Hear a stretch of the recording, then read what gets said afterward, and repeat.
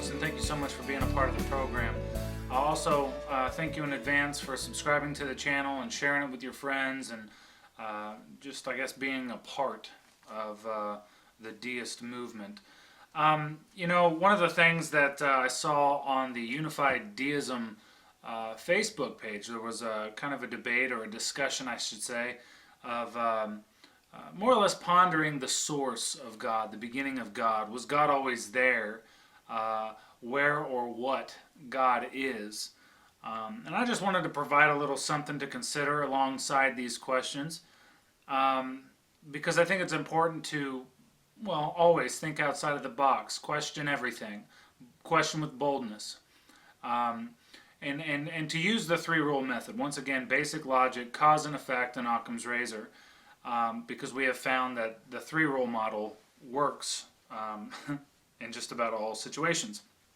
Anyway, some of the things I wanted to add to the discussion, or maybe add to the question, would be it took time to find out about gravity.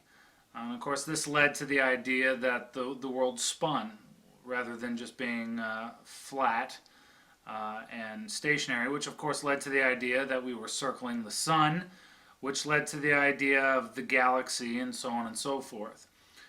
It's the cause and effect of the system that we find ourselves a part of. Because of that, we discovered that the Earth wasn't at the center of the universe. And until these milestones were met, many of the theories about the possibilities were speculated, ridiculed. People died over it, for crying out loud. Shot down, dismissed, however you want to look at that. And the reason these milestones took so long to achieve was due to a lack of understanding, a lack of understanding of the systems. More or less everything that we're beginning to find out in nature, in the world, in the universe, is a part of a larger system. And through basic processes, once again, even simple as the three-rule method, the understanding grew, and we found the system. To use another analogy, if I may here, we had to discover the vein before we discovered the circulatory system.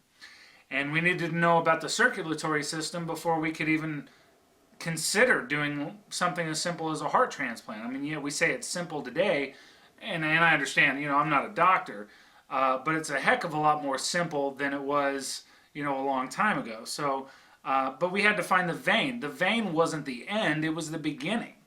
And I think that with God, we know the answer's there. It's just going to take some time and understanding before we get there, before we find the answers that we seek. And that being said, I ponder the beginning, the middle, the end of existence, life, death, the universe. It's nothing more than an extension of God, if not God himself. But even the process of life and death is a system. In everything, there's life and death, but there's a cause and effect to all of that. Everything in life seems to be some kind of system.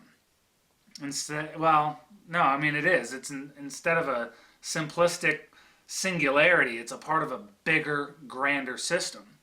And I personally look to the complexities of the human body for reference. Everything about the human body is amazing to me. Bacteria, cells, all highly complex systems, all working together. And it doesn't sound like much when you say it like that, but then if we dig a little deeper and provide examples, for instance, when I state that around 15 million blood cells die in the human body every second, and the same quantity, 15 million blood cells, are produced at the same time, and that the blood cells are made in the bone marrow, which isn't even really attached to the circulatory system to begin with, that changes the gravity of the point. So the body in itself, these amazing things are happening, and we don't even realize it. We have no conscious knowledge, I guess, of real-time application in these systems. These blood cells, you don't really recognize that they're being born and dying off as we speak. It doesn't happen that way. And I think it's important to understand that. It's a bigger system. Things are being pulled from the bones and into the veins and in through the heart. And if these things weren't occurring, you'd be dead.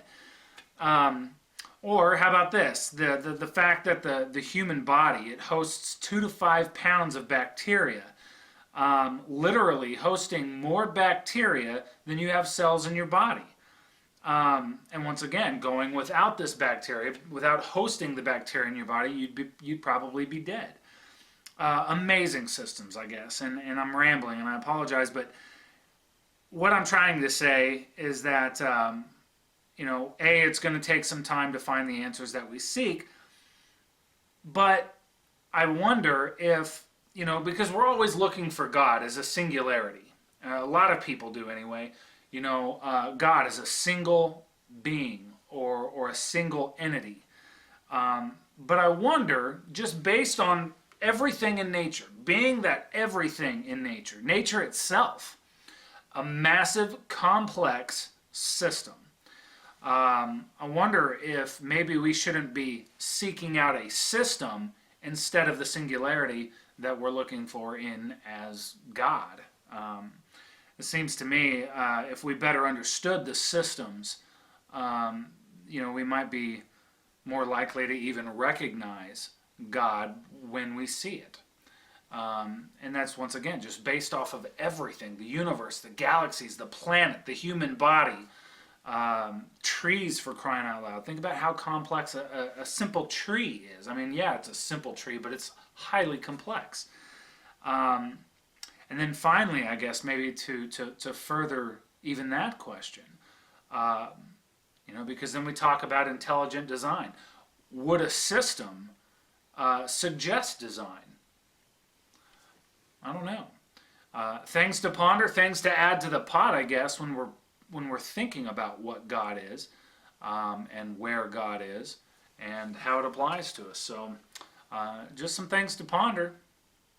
That's all I got for today, ladies and gentlemen. Thanks again for being a part of the program. Subscribe to the channel. Like the videos you like. Dislike the ones you don't.